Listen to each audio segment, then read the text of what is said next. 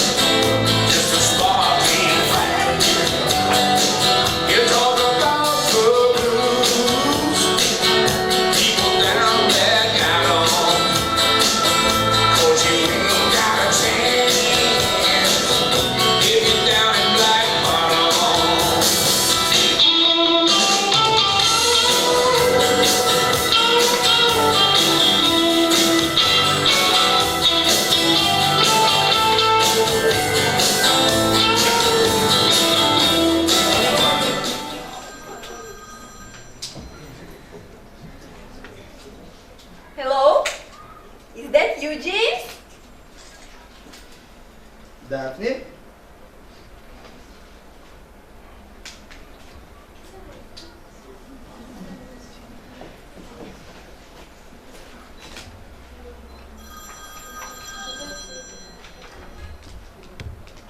James, is that you? Hello? Is that you, Daphne? Yes, James. I was wondering whether you'd call this evening. Listen, Daphne. This is Robert, not James. Who the devil is James anyway? Oh, it's you, Robert. I'm sorry. I was expecting a call from somebody else. I've been trying to get you on the phone since 2 o'clock. Have you? I've been out. I only came in half an hour ago. Where have you been? I've been playing tennis at the club. You told me you weren't to play tennis today. Yes, I know. But Clara asked me to go and make up a form. Well, that's a bit sad. What's the matter, Daphne? You seem to have been avoiding me recently. Avoiding you? Of course I haven't been avoiding you. We went out together on Wednesday. Didn't we? Yes, but that's 3 days ago, Daphne. I am longing to see you. Will you come with me tonight? Oh, not tonight, Robert. I am feeling a bit tired. Couldn't we go out just for an hour? I've been looking forward to seeing you all day. I can see you haven't been playing all day, or you? I wish I had. I've been helping the old man in the garden. Then you must be feeling tired too. Listen, darling. Are you telling me the truth? Or are you going out with this James? Whoever he is. Of course it isn't. He's... You are going out with this evening, aren't you? No, I have told you, I don't want to go out this evening. Now I know why. You are going out to sit by the phone all this evening, waiting for your beloved Jimmy to give you a call. Don't be ridiculous, Robert. He isn't my beloved Jimmy. And anyway, his name is James. He doesn't like to be called Jimmy. Oh, he doesn't, does he? Well, if I get my hands on him, people will be calling him Scarface Jimmy. I suppose you have been seeing this poor fish every day. That's why you haven't been seeing me. Of course it isn't. Do stop talking nonsense, Robert, and listen. To your explanation? You needn't bother. I understand everything perfectly. Oh, hello, James, darling. I was wondering whether you'd call this evening. I am not a fool, you know. For the last time, will you listen? Go on. I'm all ears. James is my cousin. He's 34, he's married, and he has 3 children. He's coming to London next week from Scotland, and he will be staying with us. I am expecting a call from him this evening. Your cousin? Honestly? Married? Why the devil didn't you say so? You didn't give me the chance. When can I see you again? I'll see you in half an hour. Unless you are feeling too ashamed of yourself.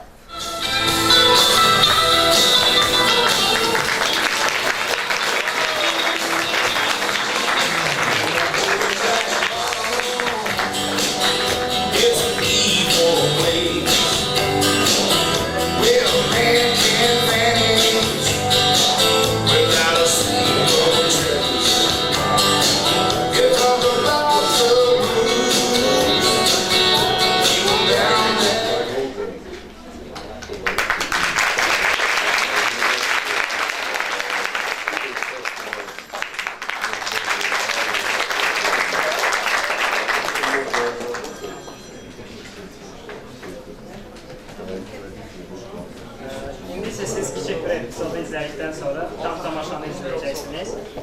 Səhnəmizin texniki tərəfləri həll olunan kimi mən sizə kiçik bir informasiya verim. Nə haqqındadır ümumiyyətcə Process of Being Earnest. İngilis sözü olan Earnest həm vacib deməkdir, ciddi olmaq deməkdir, həm də ki, xüsusi isim kimi addır. Əsər də məhz bunun üzərində qurulmuşdur.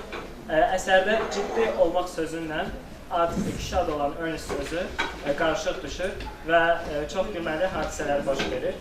İndi hal-hazırda tələbələrimiz həmin tamaşanı sizə tam şəkildə nümayiş elətdirəcəkdir. Təşəkkür ederim.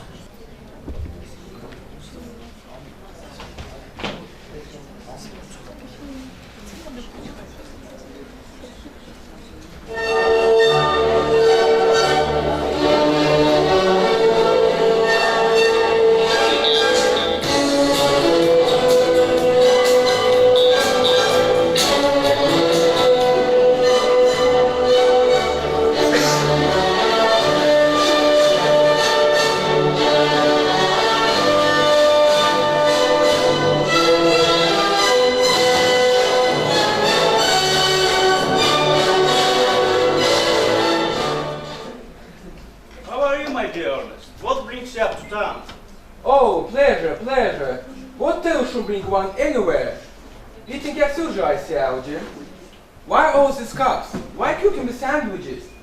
Why such reckless extravagance one so young? Who is coming to tea? Oh, merely Antogasta and Gwendolen. How perfectly delightful! Yes, that is all very well, but I'm afraid Antogasta won't quite approve of your being here. May I ask why? My dear fellow, the way you flirt with Gwendolen is perfectly disgraceful. It is almost as bad as the way Gwendolen flirts with you. Well, I'm in love with Gwendolen, and I have come into town expressly to propose to her. I really don't see anything romantic in proposing. It is very romantic to be in love, but there is nothing romantic about a definite proposal. Why? One may be accepted. One usually is, I believe. Please don't touch the cucumber sandwiches. They are ordered specially for Antogasta. Well, you have been eating them all the time. That is quite a different matter. She's my aunt.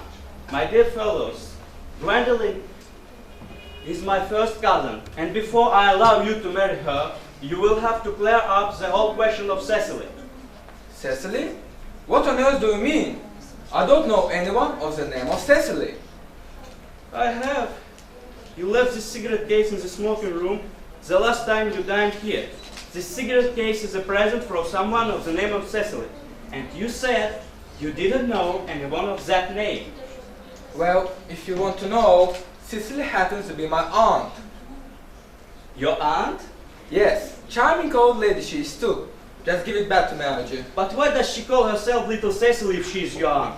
From Little Cecily with your fondest love. Why does your aunt call you her uncle? From Little Cecily with her fondest love to dear Uncle Jack.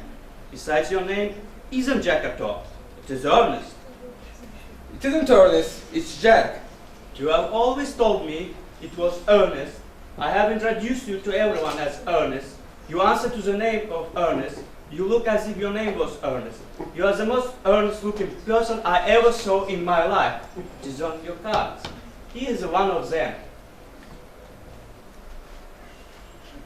Mr. Earnest was in before the Albany. Well, my name is Ernest in town and Jack in the country. And the secret case was given to me in the country.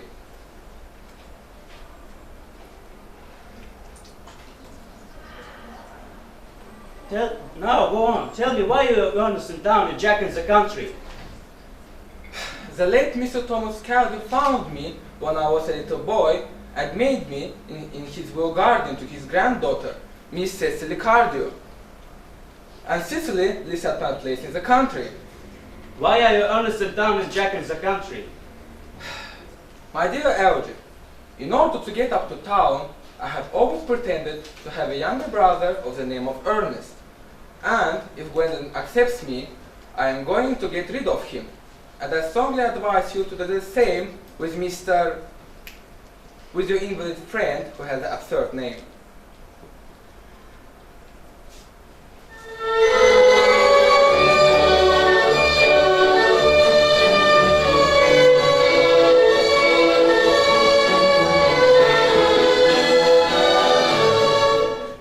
Good afternoon, dear Algernon. I hope you are behaving very well. I am feeling very well, Aunt Augusta. It's not quite the same thing. In fact, the two things really go together. Dear me, you're smart. I am always smart. Am I not, Mr. Worthy? You are quite perfect, Miss Fairfax. Oh, I hope I'm not that. It will leave no room for development, and I intend to develop in many directions. I'm sorry if we're a little late, Algernon. And now, I'll have a cup of tea and one of those nice cucumber sandwiches you promised me.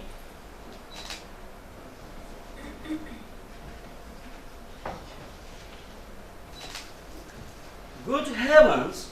Why are there no cucumber sandwiches? I ordered them specially. I am greatly distressed, Aunt Augusta, about there being no cucumbers, not even for ready money. Not minor matters, Algernon. I had some crumpets with Lady Humbury, who seems to me to be living entirely for pleasure now.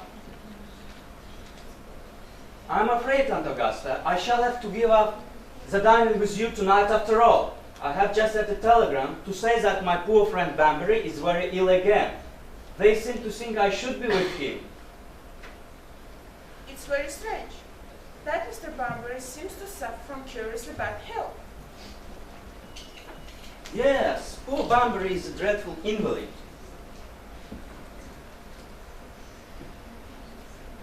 Well, I must say, Algernon, that it is high time that this Mr. Banbury made up his mind whether he was going to live or to die.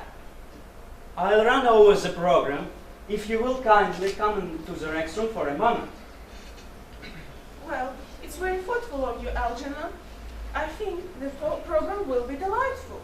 French songs I cannot possibly allow, but German sounds a thoroughly respectable language, and indeed, Gwendolyn, you will accompany me. Certainly.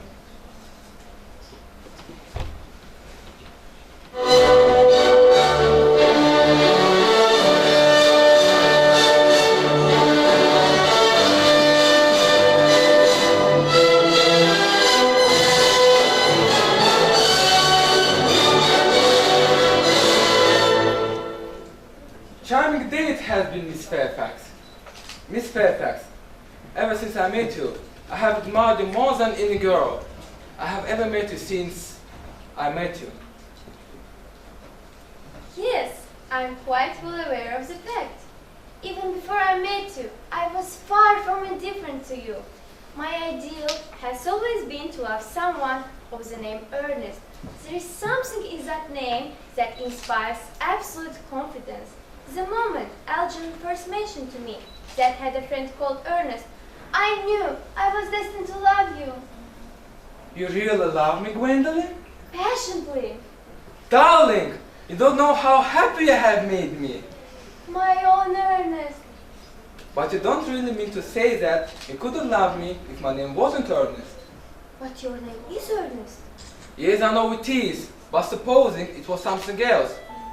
Do you mean to say that you couldn't love me then? Ernest, I don't think that this name suits me at all. It suits you perfectly. It's a divine name. It has a music of its own. It produces vibrations.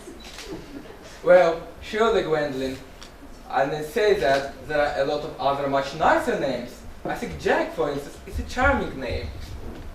Jack? No, there is a very little music in the name Jack.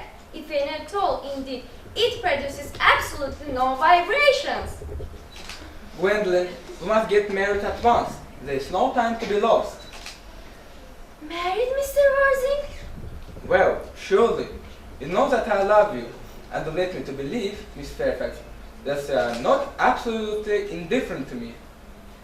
I adore you, but you haven't proposed to me yet. Nothing at all has been said about marriage. Well, may I propose to you now? I think it will be an admirable opportunity. And to spare you any possible disappointment, Mr. Worthing, I think the only fair to tell you, quite frankly beforehand, that I'm fully determined to accept you. Gwendolyn, will you marry me? Of course I will, darling. Mr. Worthing, rise, sir, from the scene in recumbent posture. It is most indecorous. Mama! I must beg you to retire. There's no place for you. Besides, Mr. Worthing has not finished yet. Finished what, may I ask? I'm engaged to Mr. Worthing, Mama.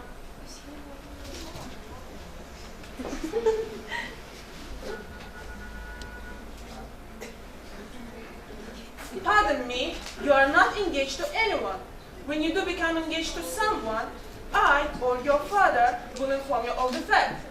And now, I have a few questions to put to you, Mr. Worthing. While I'm making these inquiries, Gwendolyn, you will wait for me below in the carriage. Mama! In the carriage, Gwendolyn. Gwendolyn, the carriage! Certainly, Mama. You can take a seat, Mr. Worthing. Thank you, Lady Bracknell. I prefer standing.